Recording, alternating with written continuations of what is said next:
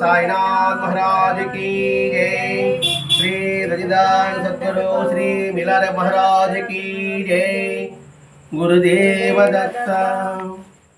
సద్గురు శ్రీ సాయినాథుని యొక్క సాన్నిధ్యంలో ఆచార్య ఇక్రా భరద్వాజ మాస్టర్ యొక్క ఆశీస్సులతో ఈరోజు కసారెడ్డిపాలెం గ్రామంలో మిలారప్ప చరిత్ర గురించి మనం నేర్చుకుంటున్నాం. మిలారప్ప గారి జీవితం గత కొన్ని రోజులుగా అన్ని ప్రాంతాల్లో ఆయన యొక్క జీవన విధానాన్ని, ఆధ్యాత్మిక సాధన మార్గాన్ని ఎంతగా మనసుకు హత్తుకునే విధంగా భరద్వాజ మాస్టర్ గారు మనకు అందించారు. ఇక్కడ ఆధ్యాత్మిక సాధనా మార్గం కన్నా కూడా ఆ మార్గంలో మన జీవితం యొక్క ప్రయాణంలో కూడా ఆయన యొక్క బోధనని, ఆయన యొక్క జీవన విధానాన్ని మనం అలవర్చుకోగలగాలి. అప్పుడే మానవ జన్మకి సార్థకత. మహాత్ములను తెలుసుకుంటే చాలదు, చదివితే చాలదు. దానిలో సారాన్ని గ్రహించాలి. గ్రహిస్తే చాలదు. మన ఈ శక్తి మేరకు దాన్ని ఆచరించడానికి ప్రయత్నం చేయాలి. ఇక్కడ శక్తి మేరకు నేను పదం వాడతాను అంటే వాళ్ళు చెప్పింది 100% ఆచరించడం ఈ జన్మకి మనకు సాధ్యం కాదు. మనకు అనుకుంటున్నాం, మిగతా వర్షాలు మనకి తెలియదు. మరి మనం ఏం చేయాలి అంటే దాన్ని సాధించాలి అనే తపన, ఆర్తితో మనం ప్రయాణం సాగిస్తూ ఉంటే మెల్లమెల్లగానే గమనించేరగలం. మనం అజ్ఞానంలో ఉన్నాం. అజ్ఞానం వచ్చి పడమర పక్క ఉంటుంది, ఎందుకంటే సూర్యుడు అస్తమిస్తుంటాడు. మనము తదేక ధ్యాసతో గమనించడంతో తూర్పు వైపు అడుగులు వేస్తూ ఉన్నాం అనుకోండి, మనకి పడమర దూరం ఉంటుంది. అంతే కదా, ముందుకు చెప్పండి. కాబట్టి మరి ఇక్కడ దిగులు పడాల్సిన అవసరం లేదు. అందుకని మాస్టర్ గారు నిరంతరము ఈ సత్సంగము, ఈ పారాయణ ద్వారా నీ మనసును శుద్ధి చేసుకుంటున్నప్పుడే ఎప్పటికైనా సరే నువ్వు గమనించాలి. దారి బాగలేదు, బాగా పచ్చిక మర్చిపోయింది. నడవగా ఒక బాట ఏర్పడదా? బాట ఏర్పడడానికి పార ఉపయోగించుకోవచ్చు, లేదా ఏదో జేసీబీ ఉపయోగించుకోవచ్చు. అవి మనకి లేవు. జేసీబీ, పార అనేవి యోగము, సాధనము, ధ్యానము అని అనుకుందాం మనం. ఇప్పుడు జేసీబీ పెట్టాలంటే డబ్బు కావాలి, పార కట్టాలంటే మనకి శ్రమ కావాలి. మన దగ్గర లేదు. మనం ఏం చేస్తున్నాం? మెల్లగా నడుచుకుంటూ పోతున్నాం. నడవగా దారి ఏర్పడినట్టుగా ఖచ్చితంగా దారి ఏర్పడుతుంది. అంటే అంత శక్తి మనకి లేదు. అటు ఏగారు మనకు కుదరదు. ఏది ఆ జేసీబో, పారో, ట్రాక్టర్ ఏదో ఒకటి. కానీ మాస్టర్ గారు ఇచ్చారు, మీరు వాటితో అవసరం లేకుండానే మీ స్వప్రయత్నంతో నువ్వు మెల్లగా నడుచుకుంటూ ఉన్నప్పుడు తప్పకుండా గమ్యం అని చెప్పడం మిలారప్పకుడు సరే. కానీ మహాత్ముల జీవిత విధానాన్ని మన జీవితాన్ని అనుభవించుకుంటూ రావాలి. అలా చెబుతూ మిలారప్ప నిర్యాణం చెందాడు. ఇక్కడ నిర్యాణం అంటే మన భాషలో మరణించాడు అంటాం. అంటే మరణించిన తర్వాత కూడా, నిర్యాణం చెందిన తర్వాత కూడా విచిత్రమైన సంఘటన జరిగింది. ఈయన పలానా చూచూరు ప్రాంతానికి వెళ్తాడు. అక్కడే నేను నా శరీరం వదిలిపెడతానంటాడు. ఆ ప్రాంతం వెళ్ళిన తర్వాత శరీరం వదిలిపెట్టేశాడు, అంటే ప్రాణం వదిలేశాడు. ఎప్పుడంటే అది దాదాపు 1135వ సంవత్సరం జనవరి మాసంలో ఆయన శరీరం వదిలిపెట్టింది. 1135 జనవరి మాసంలో. అప్పటికి ఆయన వయసు 84 సంవత్సరాలు.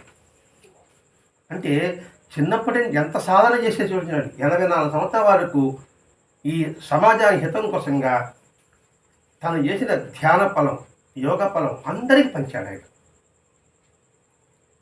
సరే, వదిలిపెట్టిన తర్వాత ఆ చూచూరు ప్రాంతానికి వెళ్ళిన తర్వాత అంతకుముందు యానాం అనే ప్రాంతం వాళ్ళు, బ్రిష్ అనే ప్రాంతం వాళ్ళు వచ్చి మేము ఆయన్ని తీసుకెళ్ళిపోతాము, మేము మా ఊరు సమాధి చేస్తాము అని ఒక యానా ప్రాంతం అన్నమాట. వాళ్ళు వచ్చారు.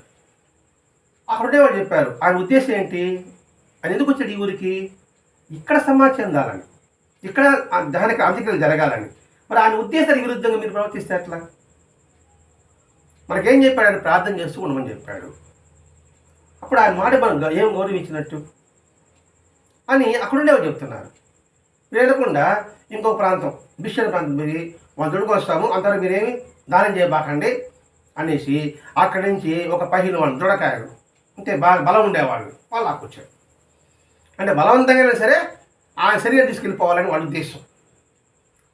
చూడండి ఎంత ఆధ్యాత్మికత్వం ఉన్నప్పటికీ కూడా ఎందుకు ఇటు ఆలోచన వచ్చింది? ఇప్పుడు భగవంతుడు అనుకున్నప్పుడు సర్వవ్యాపకుడు అంతటా ఉన్నాడు, మనం ఎక్కడ తెలుసుకుంటే అక్కడ ఉంటాడు అనే భావం ఉన్నప్పుడు ఆయన శరీరంతో మనకేం పని, ఆయన వస్తువులతో మనకేం పని అనే జ్ఞానం లేకుండా పోయి చూసారా? అంటే మానవ సహజ గుణాలు ఇవన్నీ కూడా. అంటే నాకే కావాలి, నేనే పొందాలి, ఇంకెవరు పొందకూడదు. ఇప్పుడు ఆయన శరీరం అక్కడ తీసుకుపోవాలంటే ఉద్దేశం ఏంటి? దాని హక్కు మాకు, మా ఊరు ఇంతకుముందు ఉన్నాడు కదా, మాకు హక్కు మాకు అంటే ఏమిటి? ఆయన అభిష్టాన్ని మనం కాలదంటున్నాం. ఇప్పుడు ఆయన ఏం గౌరవించినట్టు? అంటే దీన్ని కూడా మనం బాగా గుర్తుంచుకోవాలండి. ఎవరైనా ఒక వ్యక్తిని మనం గౌరవించామంటే బాహ్యంగా గౌరవించడం కాదు, బాహ్యంగా మాలో పూజలు చావలు కప్పడం కాదు, ఆయన మాటకి గౌరవం ఇవ్వాలి.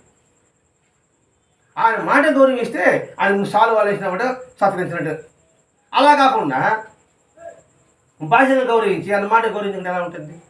కొంతమంది చూడండి తల్లిదండ్రులు సరిగా చూడరు, కానీ వాళ్ళు చనిపోయిన తర్వాత మాత్రం పెద్ద పెద్ద ఆర్భాటాలు చేస్తారు, పెద్ద పెద్ద విందులు చేస్తారు, పెద్ద పెద్దవి చేస్తారు.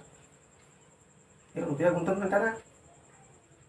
సరే మన ఇంట్లో అనుకోండి, మా నాయన మా అమ్మ మాట వాళ్ళ మాట నేను గౌరవించకపోతే వాళ్ళు నేను గౌరవించినట్టు. పైకి మాత్రం వాళ్ళ కాసు వస్తువులను తీసి పెడుతుంటా, సౌకర్యాలు చేసి పెడుతుంటా, కానీ వాళ్ళు చెప్పిన మాట మాత్రం నేను వినను. న్యాయంగా సంపాదించిన ధర్మంగా సంపాదించాలని అన్నాను అనుకోండి, నేను వినను. ఇంకని నేను చేసి పెడుతున్నాను కదా అంటే వాళ్ళకి ఏమంటే ఈ పాపకు నాకెందుకు అనుకుంటారు కదండి. అంటే ఇవన్నీ మనకు అనిపించుకోవాలి. ఇక్కడ ఎలాపై ఏం చెప్పాడు?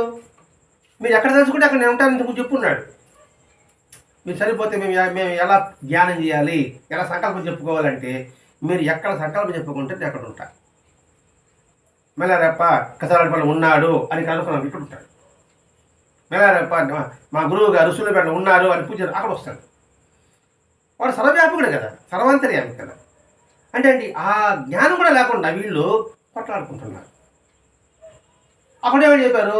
మన గురువు గారు చెప్పారు, ఆయన మాట మనం గౌరవివ్వాలి కదా, మనం ప్రార్థన చేస్తున్నాం అని చెప్పాడు కదా, దానికి పూర్తి వరకు కూడా మీరు వేచి ఉండాలని చెప్పాడు కదా అని చెప్పాడు. రేచుకుని వాడు వస్తాడు, అంతవరకు నన్ను కాల్చబాకండి, ఇది చెప్తే పనికి అర్థమవుతాడు. నాకు ముఖ్యుడు వస్తాడు, అంతవరకు శరీరాన్ని చూస్తూ ఉండండి మీరు, అంతే, అంత మీరు కాపాడండి. వాడు వచ్చిన తర్వాత దానికి చేయమన్నాడు. అందుకే వీళ్ళు వేచి చూస్తున్నారు అనమాట. ఒక రోజు 2 రోజులు గడుస్తూనే ఉంది. వీళ్ళు ఏమంటే మేము తీసుకెళ్ళిపోతాను ఒక పక్క. సరే అక్కడి నుంచి ఇంకో ఊరు వచ్చారు, వాళ్ళు దృఢకాయ ఉన్నారు. వాళ్ళు వచ్చి శవాన్ని లాక్కెళ్తారు. శవం అంటే మీకు అర్థమవుతుంది. ఆ శరీరాన్ని వేసి ఇక్కడ చనిపోయి ఉంటే దాన్ని బట్టి లాక్కుపోతున్నారు. అప్పుడు ఆకాశవాణి ఒకటి వినిపించాడు. ఏంట్రా మీరు అలా చేస్తున్నారు, మీ గురువుగారు ఏం చెప్పారు, మీరు దాన్ని తీసుకుపోతున్నారు ఏమిటి అని ఒక దేవ దర్శనం ఇచ్చింది. ఆ దర్శనమిస్తానే ఆకాశం నుంచి మేలారప్ప మాటలు వినిపించాయి. ఆకాశంలో నుంచే మేలారప్ప మాట వినిపించాయి. ఎందుకురా ఈ పాంచభౌతిక శరీరం మీరు పట్టాడుకుంటున్నారు? మీరు నేర్చుకుని ఇదేనా నా దగ్గర? మీరు ఆలోచించండి. ఈ శరీరం పంచభౌతిక శరీరం, ఈ శరీరం కోసం మీరు పట్టాడుకుని నేను తీసుకుపోతాను, నేను తీసుకుపోతాను అనుకుంటున్నారు ఏమిటి అని మెల్లారప్ప చెప్పాల్సి వచ్చింది. అప్పుడు వీళ్ళు స్టన్ అయ్యారు. ఆయన మాట వినపడ్డాడు. వాడికి అదేమో చెరగలేకుండా బరువు నా శరీరం, కానీ మాటలు మాత్రం ఆకాశాన్ని వినిపిస్తుంది. అసలు ఒకవేళ మీకు కావాలంటే ఇదే మార్గమా? కొట్లాట్ల మార్గమా? సామరస్యం ఉండాలి కదా. మరి ఏం చేయాలి? ఇట్లా కాదు మార్గం. మీరు ప్రార్థన చేస్తూ ఉండండి, మీకు ఆ శరీరం కంటూ వస్తుంది మీకు. అంతేగాని నీకా నాకని పెరుగుకుంటే ఎట్లా? అంటే ఇక్కడ వాదోపాదాలు జరుగుతుంది కదా, స్వార్థం పెరిగింది కదా, మీరు నా దగ్గర నేర్చుకుని ఇదేనా అని ఆయన చెప్తున్నప్పుడు మనం నేర్చుకోవాలి కదండి. మనం భగవంతుడు ప్రార్థిస్తున్నాం, అది ఏ దేవతను కాదు, రాముడు అంటే కృష్ణుడు అంటే లేదు బాబా అంటే ఎవరు అంటారు అనుకోండి. మరి వాళ్ళు మనకేం చెప్పారు? పెద్దలను గౌరవించండి, అదే చెప్పుకుంటారు కదా, ఏమో చెప్పి అది చెప్పాల్సింది. మరి అది చేయకుండా ఇంక చేయలేదు అనుకోండి, మీరు కాదండి, మామూలుగా అనుకుంటున్నాం. పోయినప్పుడు ఆయన బాధపడ్డా భగవంతుడు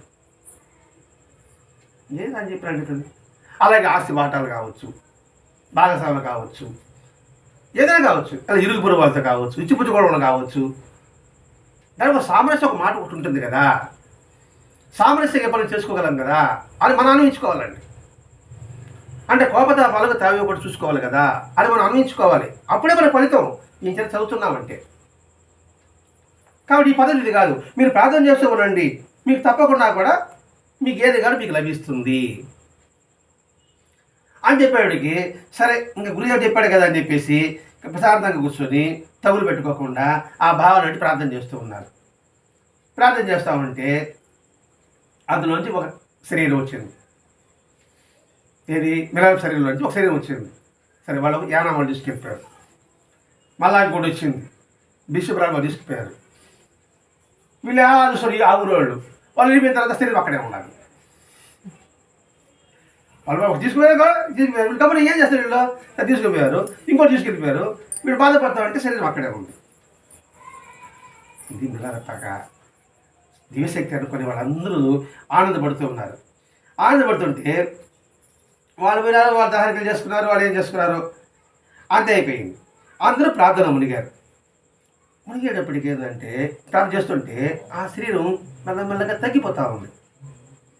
5 నాడు శరీరం రోజు గడిచేక ఉంది, పొడవు తగ్గిపోతా ఉంది అనమాట. శరీరం చిన్నదవుతా వస్తూ ఉంది.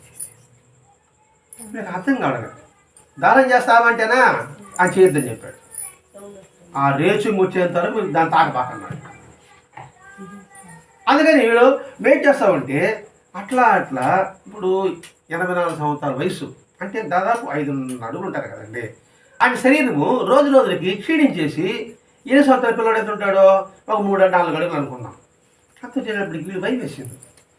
ఆయన ఏమో రాకపోయా ఆ రీచింగ్ అక్కడ, ఈ శరీరమా ఇది అయిపోతుంది, చివరికి అతను ఇది కూడా ఉండదేమో అని క్షీణించి ఇంకా చిన్నదైపోతుంది అని చెప్పేసి వీళ్ళు మాట్లాడుకుంటా ఉన్నారు. ఒకరేమో ఇంక వాడు వచ్చేది రాదు, చచ్చేది లేదు, మనం దీన్ని దహనం చేసేస్తాము. ఒకవేళ వెయిట్ చేసామనుకోండి ఇంకా దహనం శరీరం కూడా ఉండదు, ఇంకా మనకి ఏ దహనం చేస్తాము, ఏదైనా ఉంటే పోచడమో కాల్చడమో చేసుకుంటాము, అది కూడా ఉండదు. ఎలా చేయాలనుకుంటున్నారు వీళ్ళు. సరే ఇంక అందరూ మాట్లాడుతాము, నిజమే కదా అనిపిస్తుంది కదా, అందరూ జనం ఉన్నా సరే చిన్నదైపోతా ఉంది, అది సరే కాల్చేద్దామన్నారు. సరే చితి పెట్టారు, తాగలబాళ్ళ అన్నీ పెట్టిస్తే మాట పెట్టి కక్కాలితే కదా ఇది, అది కాలకపోయా. మళ్ళీ వీళ్ళకి అనుమానం వచ్చింది, ఇదే కాలేదు ఇది. కాబట్టి దేవత చెప్పారు, ఆయన చెప్పాడు కదా అని చెప్పేసి మళ్ళా ప్రార్థన చేస్తూ కూర్చోన్నారు. అలా చేస్తూ ఉంటే వెంటనే ఒక అశరీరం మళ్ళా వినిపించి, మీరు ఆ శరీరం మీరు కాల్చలేరు, ఎందుకంటే ఆయన సంకల్పం లేదు, ఏ పని జరగదు, మీరు ఎంత ప్రయత్నం చేసినా వృధా అని వాళ్ళ ఆశీర్వాదం అని మళ్ళీ వినిపించింది. మరి ఏం చేయాలి అంటే, మీరు ఆయన ఏం చెప్పాడో, నువ్వు ఏం చేయమన్నాడో అంచెకి జరిగేది ప్రార్థన చేయండి, సక్రంగా చేయండి అని ఒక ఆశీర్వాదం మళ్ళీ వినిపించింది అనమాట. అలా చేసుకుంటూ జాగ్రత్తగా పూజ చేసుకుంటే చాలు, మీకు చేయవలసింది అది. ఆయన మాటకి మీరు గౌరవం ఇవ్వండి. ఆయన దేహాన్ని గురించి మీరు ఇలా వాదోపాదాలు చేసుకుంటూ పెట్టుకోవడం ఆయనకి ఇష్టం ఉండదు అని ఆయన చెప్పేటప్పటికి, మీరు చివరిసారిగా మీకేం చెప్పాడు, సరే వదిలిపోయే ముందు ప్రశాంత మనస్థితితో మీరు ధ్యానం చేయండి, నేను చెప్పిన బోధని చిరకాలం గుర్తుంచుకోండి. అలా గుర్తుంచుకుంటే నేనున్న స్థానానికి మీరు వస్తారు. దానికి ఏం చేయాలి, బుద్ధం శరణం గచ్చామి, ధర్మం శరణం గచ్చామి, సంఘం శరణం గచ్చామి, ఈ 3 వాక్యాలు కాదు, ఈ 3ని మనసులో ఉంచుకోండి అని చెప్పాడా లేదా. కాబట్టి దాన్ని గుర్తుపెట్టుకోండి. దాన్ని గుర్తుపెట్టుకొని దాన్ని ఎప్పుడు మీరు ఉల్లంఘించబాకండి. ఇది ఆయన మాట మీరు ఉల్లంఘించబాకండి, మీకు అందరికీ మేలు జరుగుతుంది అంటూ ఆ అదృశ్యాన్ని కనిపించి అదృశ్యమైపోయింది. అంటే హెచ్చరిక చేస్తున్నాను అనమాట ఏదో ఒక రూపంలో. వెంటనే అన్నాడు, గురువు గారేమో రేచు వచ్చేంత ఉండమని చెప్పాడు, వీళ్ళేమో దేవతలేమో ఆ పాట పాడి వెళ్ళిపోయారు, అని ఏం చేయాలి ఇక్కడ, రేచింగ్ వస్తా నిర్ధారణ జరగకపోయా అది ఎక్కడున్నాడు రేచింగు? ఇప్పుడు వారికి ఏమన్నా సమాచారం చెప్పడానికి ఏమో ఉండదు. ఫోన్కి మన మనుషులు కూడా ఉండరు కదా. ఇంతకుముందు ఎవరైనా చనిపోతే మనుషులు పోయేవాళ్ళు సమాచారం చెప్పడానికి, ఒక ఊరు పంపించేవాళ్ళు, ఎందుకంటే వసతి లేదు కదా. మరి వీడెక్కడ ఉంటే పంపిస్తారు మనుషులు, వీడెక్కడ తిరిగిపోయా. మన నిర్ధారణ కాలేదే ఎలా చివరికి వాయిదా, చివరికి శరీరం ఉండదేమో అనుకుంటే ఒకడన్నాడు, మిలర్ప్ ఏం చెప్పాడు? రేచింగ్ వచ్చేందుకు దాని చెప్పని చెప్పాడు.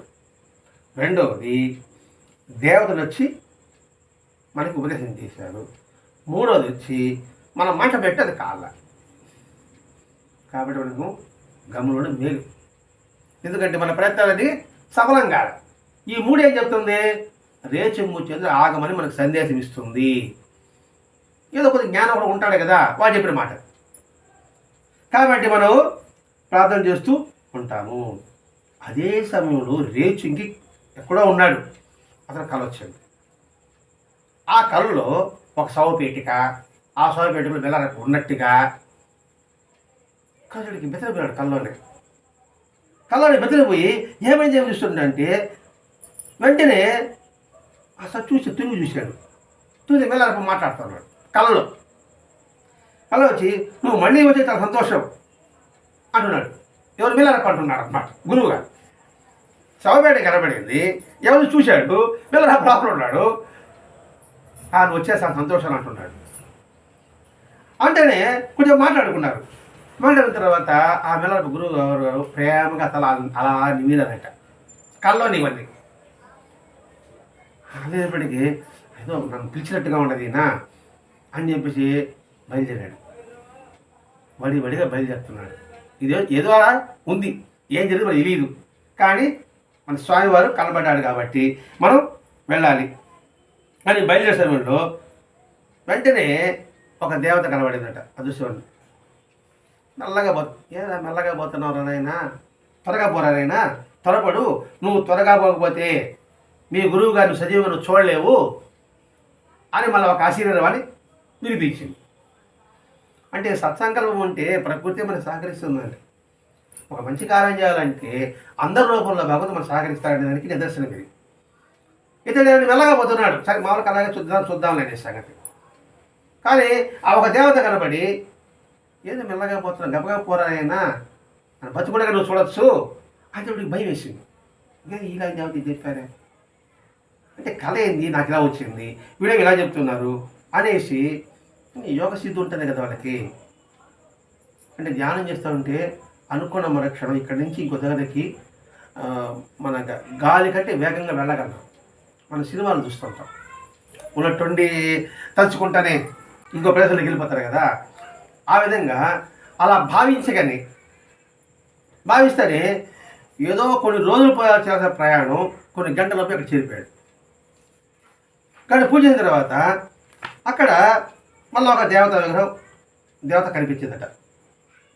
కనిపించిన తర్వాత చూస్తుంటే అనేక మంది దేవతలు, ఎవరు గొప్ప వాళ్ళందరూ పరిగెత్తి పోతున్నారంట. తిరిగి అర్థం ఆగాలని పోతున్నారట. తిరిగి అర్థం కాలే, ఏంటి ఏమైంది, ఎక్కడికి వెళ్తున్నా వీరంతా అంటున్నాడు. నీకు గుడ్డా చెవుడా నీకేమన్నా అసలు? మహాత్ముడు ఆయన శరీరం వదిలిపెట్టేసి ఉన్నాడు, ఆయనకి దేవుడు మేమంతా పరిగెత్తిపోతున్నాము, నువ్వే నీకు ఈ విషయం తెలియదా నీకు అని వాళ్ళు అంటున్నారు. ఇది మళ్ళీ గుండె జారింది. ఒక్కొక్కసారిప్పటికీ మా గుండె బదలైంది. ఇంకా శక్తి అంతా వినియోగించుకుని వేగంగా వెళ్ళాడు. వెళితే ఆ కొండ గుట్ట మీద చుట్టూ జనం చేరున్నారు. కనబడలేదు. ఇంకా భయం వేసింది. స్వామి గారు కనబడలేదు, ఏంటిది ఇంత జనం ఉండాలి ఏంటి అని అనుకుంటూ, అంటే కొండెక్కడ దూరంగా ఉన్నాడు అనుకుంటూ పోతున్నాడు. అనుకుంటూ పోతా ఉంటే ఒక చిన్న గుట్ట మీద కూర్చున్నాడు మిలారప్ప. ఎక్కడ దూరం అంటే గుంపు కనబడింది, ఇంకా చిన్నగుట్లు ఉంటాయి కదా, అప్పుడు కనబడినాడు. కనబడితే ఆనందం అయిపోయింది. అవి వాళ్ళేదో సజీవంగా చూడమన్నారు, చనిపోయినారు అంటున్నారు, ఈయన బ్రహ్మణ కనబడుతున్నాడు ఇక్కడ అని దగ్గర పోయాడు. దగ్గర నమస్కారం పెడతాను. కల్లో ఏ విధంగా అయితే ఇలా తల నిమిరారో ఆ విధంగా నిమిరాడు. గుండె జారలా ఇప్పుడు బతుకున్నాడు. వాళ్ళు ఏం చెప్పారు, చనిపోయిన పడుతున్నాడు కదా, అరే బతుకున్నాడు ఈయన, ఆ సంతోషం అయిపోయింది అనమాట.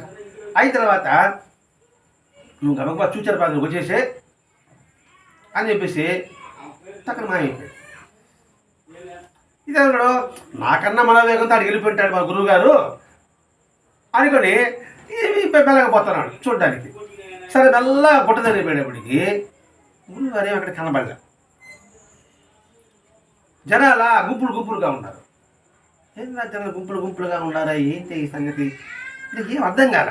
ఆడే ఇంతకుముందు కొన్ని గంటల ముందు కనబడ్డాడు, నన్ను ఆశీర్వదించాడు. ఉంది మనలో నిజంగా గురువు మన ఏ ఇష్టదైవం అయితే వారి యొక్క తృప్తికరంగా మన జీవితం సాగించగలిగితే వారు మన వెంట ఎప్పుడూ ఉంటారు. ఏ దేవతను ఆరాధించగల మన సింహస్థలం రామభక్తుని చూస్తున్నాము, కృష్ణ భక్తుని చూస్తున్నాము. ఉడిపి విన్నారండి, వింటారు. ఉడిపి శ్రీకృష్ణుడి గుడి. శ్రీకృష్ణుడి గుడికి దర్శనానికి పోతాడు ఎవరు, కనకదాసు ఏదో పేరు అనుకున్నాం, ఇంకా భక్తుడు పోతాడు, గుర్తులు మూయేస్తాడు. అంటే గుడిలో పోయి అర్హత లేదనుకుందాం అతనికి. మూసేటప్పటికి అసలు ఎంత దూరం వచ్చాడు, బాధపడిపోతున్నాడు. గుడి వెనకలు పోయేసి ఇప్పుడు ఇలా ఉంది, గుడి వెనకల ఒక ఉంటాయి కదా, ఆడికి బాధపడుతూ ఉన్నాడు. బాధపడుతూ ఉంటే కృష్ణుడే అటు తిరిగాడు, తిరిగి అతను దర్శనం ఇచ్చాడు. ఇప్పటికంతే చిన్న రంధ్రం నుంచి చూడాలి కృష్ణుడు. మనం పూజలు ఆ పక్క, కానీ ఈ పక్క తిరుగుంటాడు. సద్గోసారి తిరుగులు వస్తుంది ఇవి మన సంఘటన. అంటే నిజమైన భక్తుడికి భగవంతుడు ఎప్పుడు ప్రీతిపాత్రుడే. ఈ రేచింగు నేను చెప్పుకున్న సాధనలో ఉత్తమమైన స్థానం పొందుతున్నాడు, నిరంతరం సాధన ప్రక్రియలో ఉన్నాడు. అందుకని ఇతనికి ఇష్టం. అందుకని శరీరం వదిలిపెట్టేప్పటికి కూడా ముందు స్వప్నంలో కనబడ్డాడు, కల్లో కనబడ్డాడు, తర్వాత ఇళ్ళలో కనబడ్డాడు. కనబడి కల్లో ఏ విధంగా అయితే అతను ప్రేమగా చూశాడో తల నిమిరారో, ఇళ్ళలో కూడా అదే ప్రేమగా తల నిమిరారు. ఇది చాలామంది మహాత్ముల విషయం తెలుస్తుందండి. మాస్టర్ గారి విషయంలో కూడా చాలామంది ప్రత్యక్ష అనుభవం. కళలో ఏ విధంగా అయితే వచ్చాడో మాస్టర్ గారు, ఆ తర్వాత కొన్ని నెలల తర్వాత వచ్చిన తర్వాత కళలో ఎక్కడ కూర్చున్నాడో అక్కడే కూర్చున్నాడు, కళలో ఏడ మాట్లాడాడో అదే మాట్లాడాడు. అంటే ఇది మామూలుగా ఇప్పుడు జరిగిన సంఘటన చెప్పుకుంటున్నాం. అంటే భక్తికి భగవంతుడు పరవశుడు. దాన్ని మనం ఆలోచించుకోవడానికి మనం ప్రయత్నం చేయాలంటే. నేను చెప్పుకున్నాం భక్తి అంటే ఏమిటి.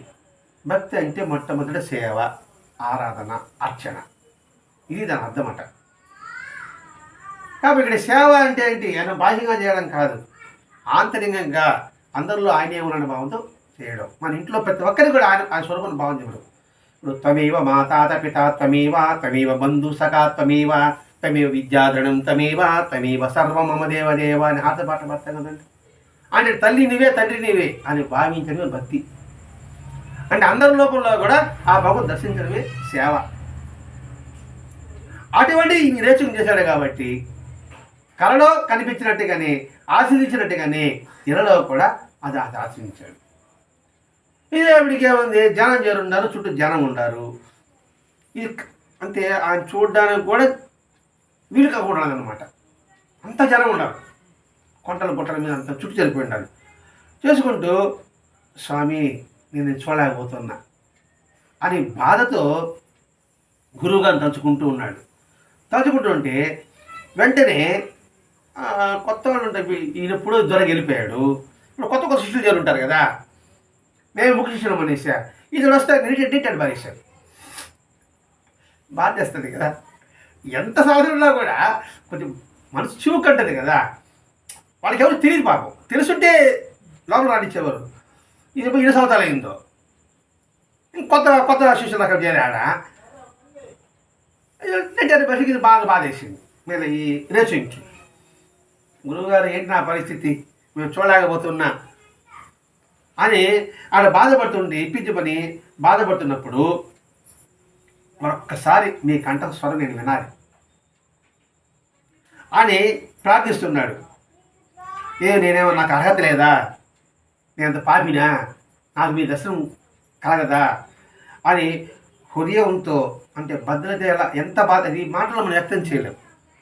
ఎందుకంటే ఎంత దూరం వచ్చారు, వచ్చిన అక్కడ వాళ్ళు నెట్టేశారు, చూడలేకుండా చేశారు అంటే వాళ్ళకి తెలియక నేను చూడాలనుకుంటున్నా, నీ మాట వినాలనుకుంటున్నా అని ఇలా బాధ వ్యక్తం చేసేటప్పటికీ ఎప్పుడైతే ఈ రేచింగు అలా బాధపడుతూ దగ్గరకు వచ్చేటప్పటికీ ఇంతమంది అనుకున్నామో ఆ శరీరము కుంచుకుపోయింది అనమాట.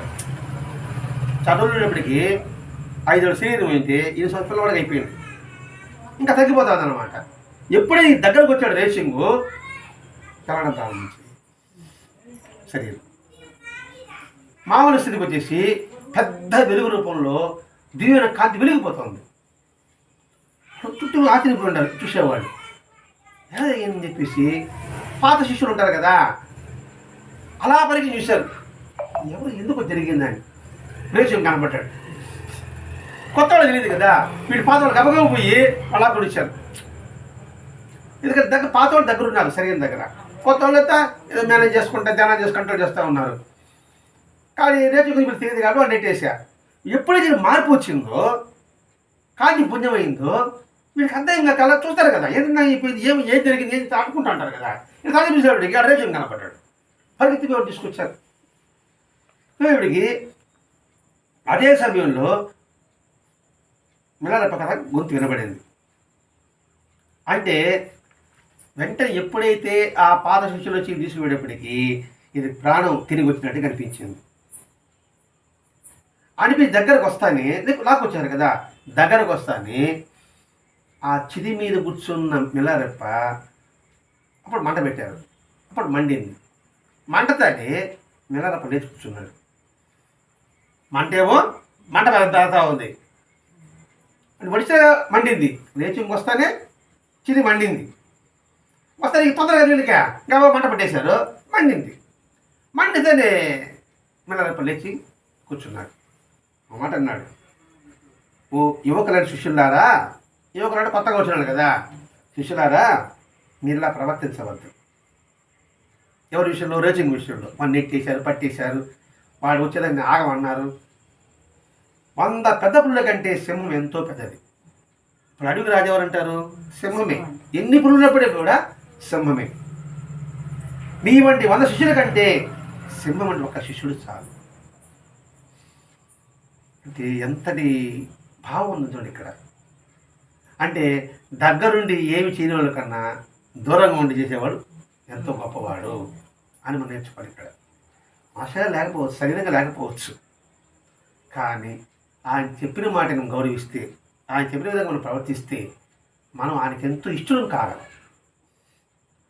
మరి మనం ఆయనకి ఇష్టంగా కాగలమా లేదా అయిష్టంగా ఉండడమా? ఆయనకి అయిష్టంగా మనం ఉండడమా? మనం అనిపించుకోవాలండి. ఇక్కడ 100 పుల్ల కంటే ఒక సింహం మేలు అన్నారు. మీలాంటి కొన్ని వేల శిష్యుల కన్నా కూడా నాకు ఒక్కడు మేలు అన్నాడు. అందుకే స్వామి వివేకానంద ఒక మాట అంటాడు, మందలో జీవించబాకండి, 100లో ఒకటిగా ఉండండి. అంటే 100 మందిలో నువ్వు గ్రేట్గా ఉండాలి. ఏదో మందలాగా తిన్నామా పడుకున్నామా తెల్లారింది కాదు నీ జీవితం. అలా ఉండకూడదు. నీకు ఒక సార్థకత ఉండాలి. ప్రపంచం నిన్ను గుర్తించాలి. నువ్వు ప్రపంచాన్ని గుర్తించడానికి ఇలా ఉంది అనుకున్నాం కాదు, ప్రపంచం నిన్ను గుర్తి ఎత్తుక్కుంటే రావాలి నీ దగ్గరికి. అలా ఉండాలి జీవితం. కాబట్టి అటువంటి వాడి రేచింగు. కాబట్టి మీరు వాడి పట్ల ఇలా ప్రవర్తించడం బాగుండదు. కాబట్టి వాడు నా దగ్గరికి రానియండి. ఆ దగ్గరకు వస్తే చిది మండింది, మన ఇంకా దగ్గరికి రానియండి వాడిని. అనేటప్పటికీ రేచింగ్ నువ్వు ఇలా తొందరపడవద్దు.